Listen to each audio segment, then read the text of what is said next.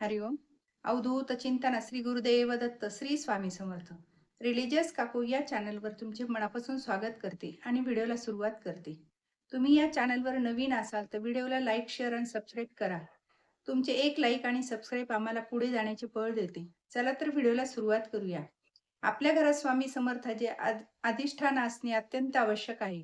या विश्वाचे चालक, मालक आणि पालक स्वामी महाराज, ज्यांच्याच इच्छेने या विश्वाचा कारभार चालतो, त्यांचं आपल्या घरामध्ये अधिष्ठान असणे फार महत्वाचं आहे. अत्यंत शुभ आणि भाग्यकारक गोष्ट आहे.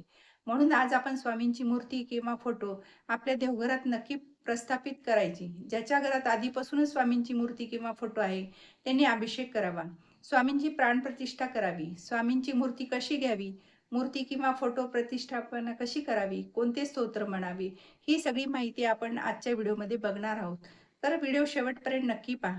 स्वामींची मूर्ती कोणती घ्यावी? तर स्वामींची मूर्ती बऱ्याच प्रकारच्या आहेत. तर स्वामींची मूर्ती ही पितळीच घ्यावी. कारण आपण दुसरी मूर्ती कुठली घेतली तर ती भंग पावायची शक्यता असते. त्यामुळे ही पितळीच मूर्ती घ्यायची. जास्तही मोठी घेऊ नये. आपल्याला रोज स्नान, पूजा करता आली पाहिजे. मूर्ती किंवा फोटो देवघरातच ठेवावा. शोकेसमध्ये ठेवू नये. प्राणप्रतिष्ठा करताना नेहमी गुरुवारीच करावी. प्रथम देवघर स्वच्छ करून घ्यावे व देवघराच्या बाजूला घरात गोमूत्र शिंपडावे. नंतर तुपाचा दिवा लावावा. दिव्याला हळद, कुंकू, अक्षता अर्पण कराव्यात. फूल व्हावीत. नंतर गणपती बाप्पाची पूजा करावी. वक्रतुंड महाकाय सूर्यकोटी समप्रभ निर्विघ्नं कुरु मे देव सर्वकार्येषु सर्वदा. गणपती बाप्पाला हळद, कुंकू, अक्षदा, फुलं, दुर्वा अर्पण कराव्यात. नंतर शंख घंटाची पूजा करावी. शंख घंटाला गंध लावावे. नंतर घंटानाद करावा. याने घरातील नकारात्मक ऊर्जा घरातील निघून जाते. यानंतर आपल्याला संकल्प करायचा आहे. उजव्या हातात थोडं पाणी घ्यावे. त्यामध्ये हळद, कुंकू, अक्षता टाकाव्यात. थोडं फूल टाकावे आणि म्हणावे, आज मी आपल्या घरामध्ये स्वामी आपली प्राणप्रतिष्ठा करत आहे. तर माझ्या घरात सुख समृद्धी लाभू द्या. असं स्वामींना म्हणायचंय. आपल्यावर कृपा आशीर्वाद सदैव माझ्यावर असू द्या. आपली सेवा करण्याची बुद्धी आणि शक्ती मला द्या, असे म्हणून हातातले पाणी तामणात सोडून द्यावे. तामण स्वच्छ करून घ्यावे. त्यामध्ये थोडे तांदूळ घ्यावे. एक म्हणजे तांदूळ थोडे ठेवावे आणि त्यात तुळशी पत्र घ्यावे. त्यावर स्वामींची नवीन आणलेली मूर्ती ठेवावी. प्रथम मूर्तीवर शुद्ध पाणी स्नान घालावे.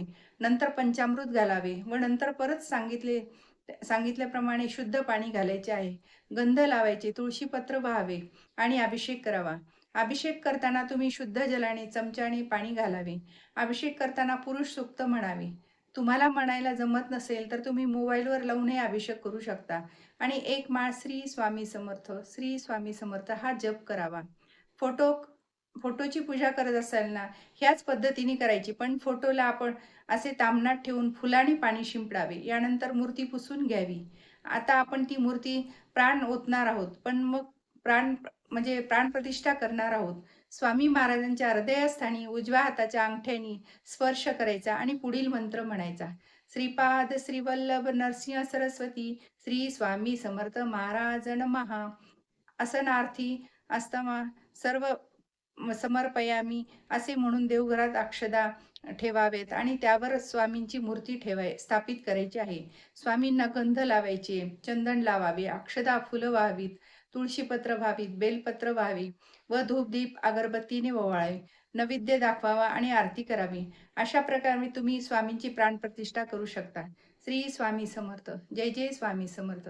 माझा जर व्हिडिओ तुम्हाला आवडल्यास लाईक, शेअर आणि सबस्क्राईब करायला विसरू नका.